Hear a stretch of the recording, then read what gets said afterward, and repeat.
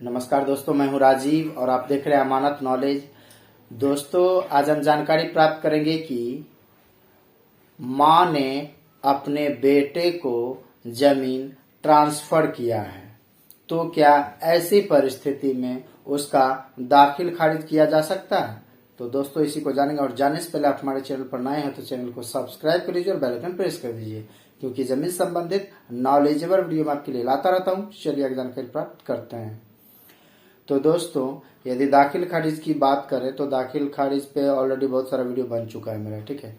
अब बात आती है कि जमीन ट्रांसफर में, मतलब यूं कहें तो माता पिता के नाम से या दादाजी के नाम से, किसी के नाम से भी जमीन है और वे अपने किसी बेटे पोते के नाम से जमीन को ट्रांसफर करना चाह रहे हैं, मतलब नामांतरण करना चाह रहे हैं। तो वो जब नामांतरण करेंगे तो उसके बाद जो है दाखिल खारिज कराया जा सकता है।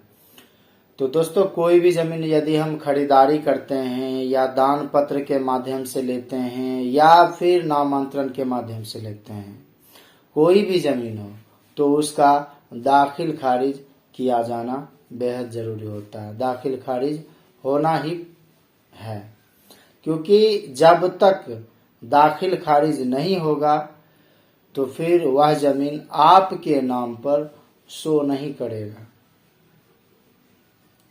मतलब सरकार को यह पता नहीं चलेगा कि आपकी जमीन कौन है और आप किस जमीन का लगान पे कर रहे हैं।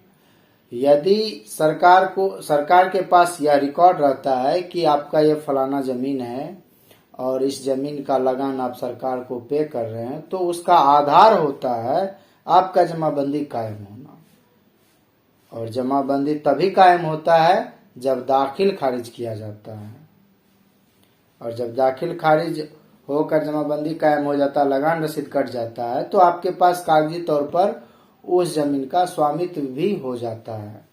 इसलिए कोई भी जमीन है तो उसका दाखिल खारिज कराना ही पड़ता है, कराना ही पड़ेगा। दोस्तों, उम्मीद करता हूँ समझ गए होंगे। अगर समझ में आ गया तो वीडियो को लाइक और शेयर करना ना भूलें। मिलते हैं नेक्स्ट वीडियो के साथ, तब तक के लिए अलविदा।